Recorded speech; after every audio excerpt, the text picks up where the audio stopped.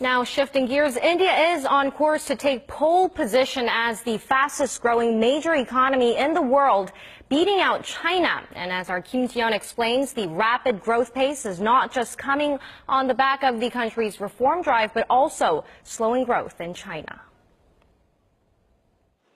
Leading financial institutions, including the International Monetary Fund, say this year India will post a faster growth rate than China for the first time in 16 years. China has fallen away from two-digit growth and is busy unveiling a series of expansionary measures to try and maintain its growth rate at around 7%. On the other hand, India, spearheaded by Prime Minister Narendra Modi's economic reforms dubbed Modinomics, is sailing. The IMF projects India's growth rate to reach 7.5% this year, thanks largely to an anti-corruption drive and measures that aim to attract investment to the country's manufacturing and infrastructure sectors. Modi is emphasizing India's 3Ds, democracy, demography, and demand.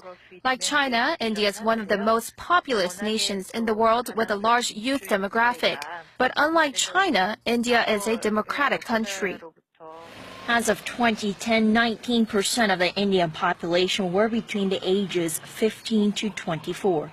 Despite these conditions, the researcher cautions that a shift towards economic powerhouses depends entirely on the government's commitment to carry out its economic reform plans. For now, it seems that the Indian central government is super motivated.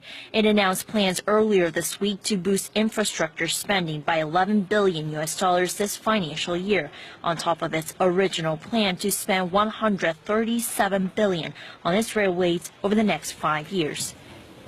Kim Ji-yeon, Arirang News.